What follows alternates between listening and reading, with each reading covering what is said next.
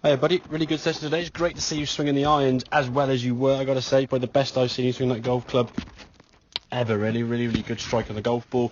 A lot of control of the golf ball there, and looking good and positive for the future. But just to go through a couple of things now from the bunker shots that we discussed.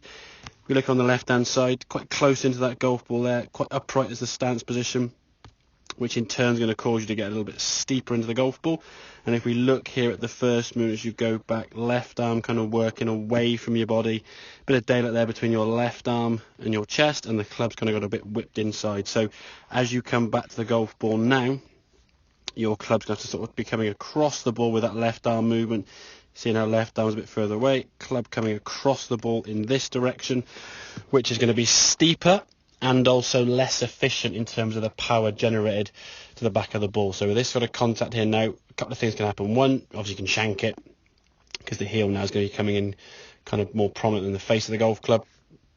You can shank it off to the right, or you'll be forced to pull your arms into the left a bit more, which in turn will also steepen the angle and also reduce the swing power efficiency even more so. So to get the golf ball to travel, zoom out a little bit, to get the golf ball to travel to the stick that we put in play out on the range there, you're going to have to whack that really hard. And of course, if you don't quite get that timing of the arms coming in and all the other bits and pieces we discussed, you're going to knife it across the green. So then, of course, then you're stuck between hitting it miles or just duffing it in front of the bunker in front of you. Okay, so if we look on the right hand one now, a little bit more space, a bit wider, a bit shallower, shaft angle now at address going to be a little bit flatter.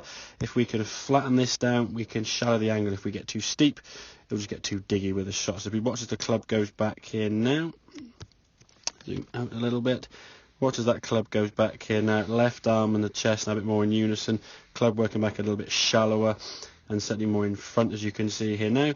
So as we come back to the golf ball now, because that left arm and the chest are working better, maintain that face loft, come back into impact, club now we can see travelling much more towards target this way, just splashing that ball out, as we can see, nice and comfortably.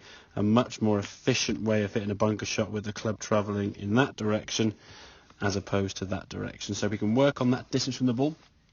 I think a little bit wider, a little bit lower, so a little bit generally further from the golf ball. Give a bit of space for your arms to work, and then the feeling now is your arms are kind of working around the body. We go back to setup, get back into dress position. The arms are working kind of around this way. No point in the swing we want the arms to be going out towards the golf ball. All that's going to produce is the heel of the club to the golf ball and the possibility of shanking or really chopping across the golf ball and losing power. So hope that all makes sense, buddy. Any questions, obviously give me a shout and I will catch up with you next week. Cheers, mate.